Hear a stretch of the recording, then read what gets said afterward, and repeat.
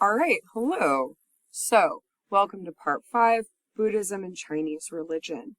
It's a short video from me as a direct lecture, but in the same file that you found this are 2 other videos, as well as a reading that will help you finish out the worksheet. Let's start the mini lecture from me, though.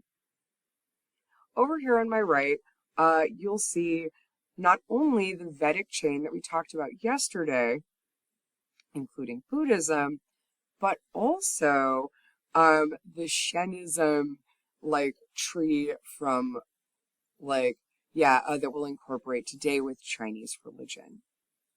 One of the big questions when you study the specific branch is what's a religion and what's a philosophy?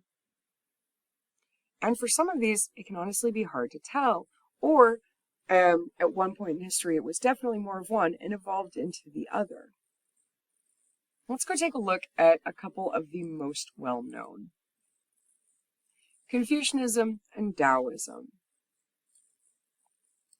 So, Confucianism and Taoism were mostly philosophies at first. Most Chinese elites viewed them as complementary, think like yin-yang or public-private.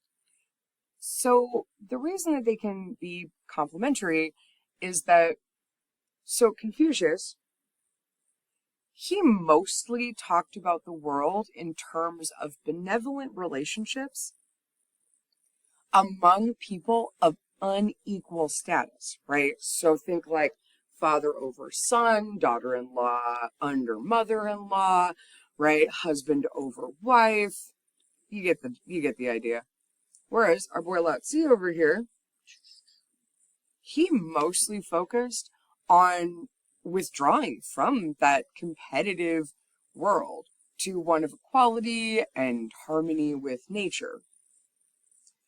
So how they work is one of these is for public, for the working world, and the other one is for private. Think like good government versus mysticism and natural utopia. Right? Work dad, vacation dad. Cool. So there's a Cognito video that I left for you guys that really does explain the 3 philosophers very well. In particular, it does Taoism quite well. And a crash course explaining how this Hinduism thing found its way into Buddhism and basically who's Siddhartha Gupta, which I know is on your worksheet. So that's what's there.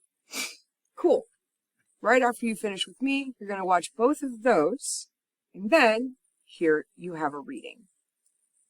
Your reading is from Beck, and it's going to be pretty early on because, Buddhism was founded 500 years before the turn of the Common Era.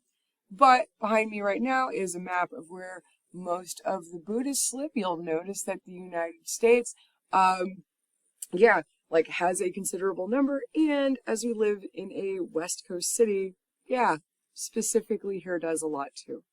All right, read your 3 pages, watch your videos, and finish out your worksheet. Bye, kiddos.